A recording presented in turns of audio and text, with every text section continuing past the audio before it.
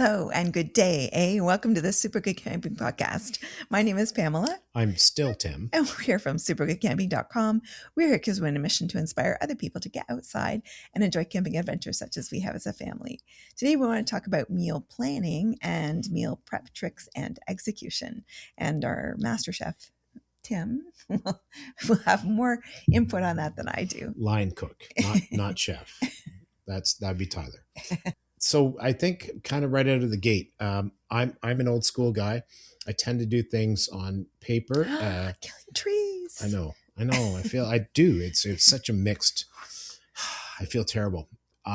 For those of you watching, this is a piece of paper that I use.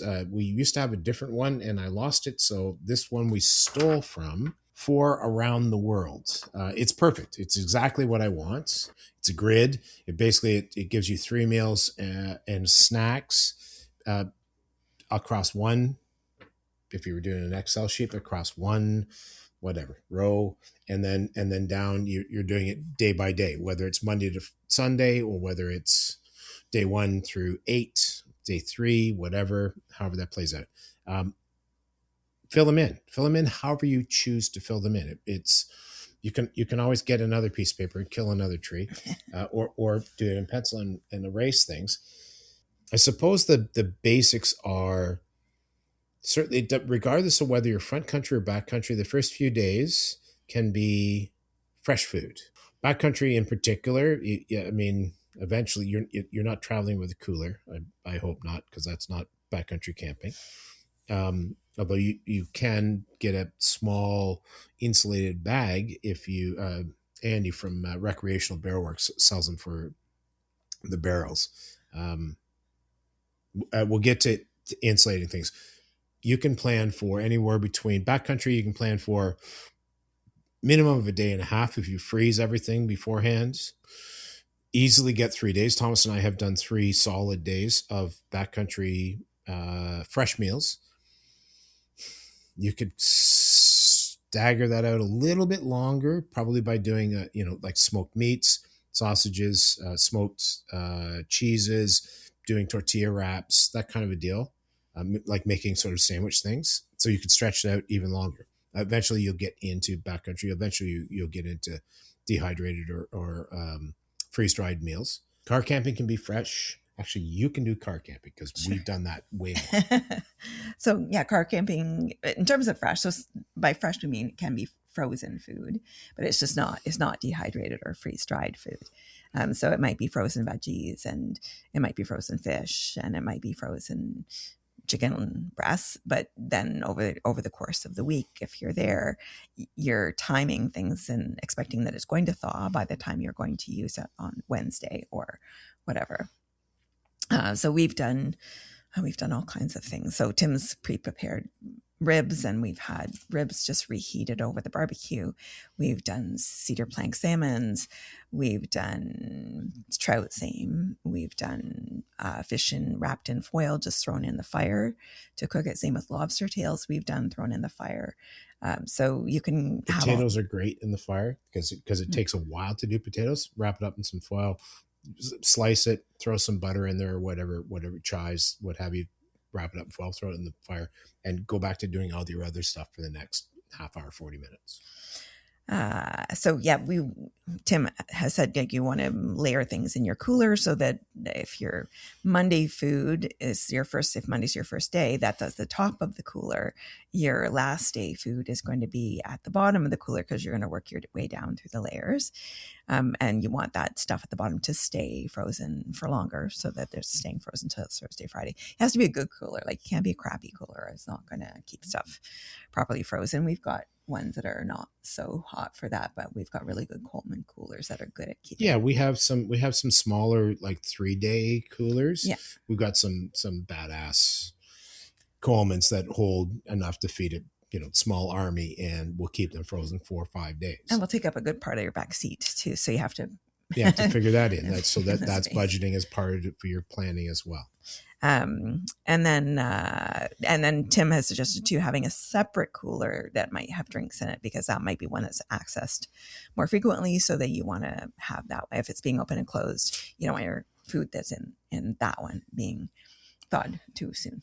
Yeah, that's the big win for any kind of a cooler. The less you open it, the less that the stuff inside melts, or the slower that it melts. A block of ice is going to stay solid longer than ice cubes. Absolutely. So If we're going to get into that, so on that note, you can do there's a number of things here. You can do bags of water and freeze them yourself, Ziplocs, and then once they turn it back into water, and you sort of use them to keep the ingredients in your cooler frozen and then cold and then not anymore, you can just unlock the bag and dump the water out. So you're not carrying weight around, and it works both sides. Works well for car camping, works extremely well for backcountry. The whatever those meal plans are, what are the ones we used to use where you ordered it and they would give you a box of things? Good food. Okay, fine. So they send bags. They now send bags of water that are frozen. I throw them in the freezer, and we don't take. We used to take gel packs and stuff like that, right? We don't anymore. We take those because at the end of the day, especially backcountry, if you're going to take a few meals in, like especially if you're trying to plan to head towards that 3-day, I'm telling you, 3-day fresh food at 3 days is so awesome in the backcountry. Like, try for that, man. But we take them and you just slice them open and poof. Or if it's a Ziploc, you open it, but if the plastic, you just slice it open, and you're not carrying all that weight anymore, which is a big thing for backcountry. If you're going to do activities, so whether you're backcountry and you're paddling for how many ever hours a day, or you're just sightseeing, you can do it backcountry, front country. You're hiking, you're biking, you're doing whatever those things are. Yeah, swimming. So as a general rule, we're a society that tends to sit on our butts a lot and work at computers, which is sad. When you're out there doing those things, you need more calories and you need more protein. I don't profess to know all the ins and outs. Actually, you might know way more of the ins and outs. No? Not specifically for camping and hiking and canoeing. Okay. You burn more calories for sure. So plan foods that have more calorie availability and more proteins, so you can burn all that stuff off, because you're going to burn more unless you're looking at a weight loss program, and that'll work as well. So plan meals around cooking apparatus. Or apparati? Is it apparati? I don't know. I thought about that. Apparatuses. Your campfire, whether you've got a Coleman or like a stove top to cook on, a barbecue, a wood stove in a hot tent, an isobutane stove. So what you cook might need certain apparatus. Certainly the way you cook on that apparatus differs depending on the specific apparatus. Absolutely. I mean, doing steaks and pork chops and ribs and whatnot, if I can cook it over an open fire or front country in a barbecue or what have you, yay. We have done steaks in the backcountry over an isobutane stove. The heat pattern on those things is itty bitty. So you're forever moving it around to not try to burn a spot and then have the rest of it be raw. It just doesn't play out as well, and you're burning through fuel. So the more weight, it adds up. Front country, you can do all kinds of things. And I mean, pouring rain is a bit of an issue. Go check out Martin Pine's YouTube channel, because I'm sure it was he's got a video where he rigs I think he does, rigs a tarp over top of the fire so that he can cook when it's pouring rain. That's an awesome thing. Like, anything over an open flame, man. Come on. Meal suggestions. There's lots of resources online. You can also ask ChatGPT what to make. Breakfast suggestions might be some breakfast burritos, pancakes. And if there's different things you have to add, like unless it's all in one, if it's a complete pancake mix and you just need to add water, great. If you need to add some other separate ingredients like baking powder or something to your mix, then do that at home. Oatmeal with dried fruit, eggs in a bag, Lunches, tuna salad wraps. So you've got your wraps already from your burritos from the morning, and then you can just reapply that for tuna salad. For lunch, pasta salad, peanut butter and jelly salad, or peanut butter and jelly sandwiches, deli made sandwiches, Peanut chickpea butter and jelly salad. Well, maybe it's it's a a new salad. thing. It's a new thing. No, bread doesn't count as salad. Come on. Dinners could be anything you can wrap and foil it. You can throw it in the fire pit. Sausages, veggies, fish. We've done fish that way. Tacos, chili made ahead, which just needs reheating. And a lot of people would do just hot dogs and hamburgers. Like that's absolutely a pretty easy. Go easy. Don't spend all day. There are days where you do spend some time laboring over the fire or over the your Coleman cook stove. Don't do it all the time. So get out there and do some of that hiking and biking with the kids. Snacks, hummus and veggies, trail mix, fruit, cheese string. The trail mix bars. Is something that like stuff like that the kids can grab and take with them. And then desserts, if you want to be really special, banana boats, which is like bananas. You can put chocolate chips and marshmallows and you melt it in the fire, and that's pretty yummy. Campfire apple crisp and s'mores. S'mores were like our evening snack often over the fire. S'mores and spider weenies. Spider weenies. If you want to know about spider weenies, send us an email. We'll get back to you on that.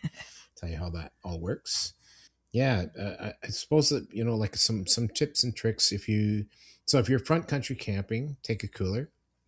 Take 2 coolers. I highly recommend, because there's one that's going to be opened all the time, and you're going to run out of ice in like 2 days. But pre-chill. So I have a bunch of the old gel packs, the blue ones that we used to use for freezer packs for your coolers. Plus I have a bunch of water ones. Use the blue ones to pre-chill, because you're going to throw them back in the freezer after you've loaded a bunch of food into the cooler, and you'll be gone for a week. So they'll refreeze. It's all good. Pre-chill it so it's there. Once you load your food and then put a bunch of water freezer packs on top, Bob's your uncle. It'll actually buy you probably the better part of a day of cold food in your cooler. So you have to be careful about keeping food that needs to be kept cold, so you don't end up with salmonella or something, because it's generally a bad thing. So again, if you're car cooling or car camping, car cooling, to think about as you're pulling your meals out, try to pull all your ingredients out in one shot. It's not as easy as it sounds.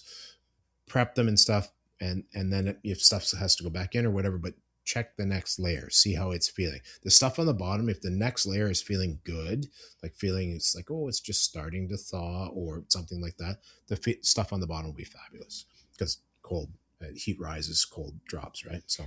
And if you're car camping and you're at a provincial park, they'll have ice, so you can, if you're like, oh my goodness, that freezer pack didn't stay frozen as long as I thought it was going to, and my ice is all melted and it's a big wet mess inside my cooler now. Yeah, and you can always buy some more ice. Your cooler will likely have a drain in it. Certainly the newer ones. I have some that are quite old, so I'm not going to age myself. They don't have drains in them, but draining that water out actually is beneficial, because that water is warming up your food that's on the bottom that it's sitting in. So it's also making for sloppy ground beef and stuff like that. So drain that out for sure. Yeah, and as far as like ice for coolers, if you've got space and you can buy a block of ice, that'll last you twice as long as ice cubes, potentially more. I suppose a final note: tinfoil is your friend.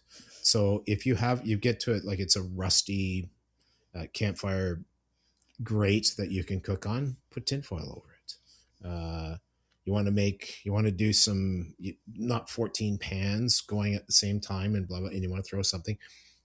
Lobster tails, we literally slice them open, pull out the meat, baste them in butter and garlic. Butter and garlic, wrap them up in tinfoil, throw them in the fire for 5-8 minutes, something like that, and Bob's your uncle. Make envelopes of doing potatoes, and again, put them on the campfire, or mushrooms or asparagus or whatever. It's all good and yummy. Some essential camping food staples you might want to take with you. So proteins, eggs, and if you're backcountry, you can get the freeze dried eggs. You can get freeze dried eggs, or if again the first few days you can you. So here's a hack: take an Nalgene bottle, break the eggs, and dump the yolk and whites into a Nalgene bottle, and then you don't have to deal with the shells, and you've got a bunch of cooled business to do for the first 2, maybe 3 mornings. Pre-marinated chicken, summer sausage, canned tuna or chicken or salmon, and hard-boiled eggs because they're hearty. Carbs, tortillas, they won't smush like bread will. Instant rice, just so you're not spending all your cooking fuel trying to cook regular rice. Pasta and pancake mix. And then some hearty produce like root vegetables like potatoes, carrots, onions, bell peppers, apples, and oranges. And then, yeah, so your snacky stuff, trail mix, jerky, string cheese, energy bars or granola bars, and fruit leather. Yeah. Other than that, to keep it, don't overcomplicate things. I do it all the time. It's nice for treaty stuff, like doing ribs. Is I pre-cook them at home. We'll throw them on the fire, warm them up, and warm up sauce in a pan somewhere, something, and bap, and Bob's your uncle. But that's once over the course of a car camp weekend. Where we're going to try to do it on a backcountry trip coming up, but same idea. That's once. There will be plenty of meals that are whatever, sausages, hamburgers, hot dogs, and a side of some dehydrated pastas that are already cooked, so that you literally have to boil some water, throw it in there, and there's your side. You're done. Also, way less dishes, which is nice when you're camping because nobody likes doing dishes, man. Yeah. That's it. That's it for us for today. Thank you so much for listening and or watching. And please do check us out on all the social media. We are on YouTube, Facebook, Instagram. We're on Blue Sky, but I don't think we're very active there. And if you want to reach out to us, please do email us at hi@supergoodcamping.com. That's hi@supergoodcamping.com. And we'll talk to you again soon. Bye. Bye.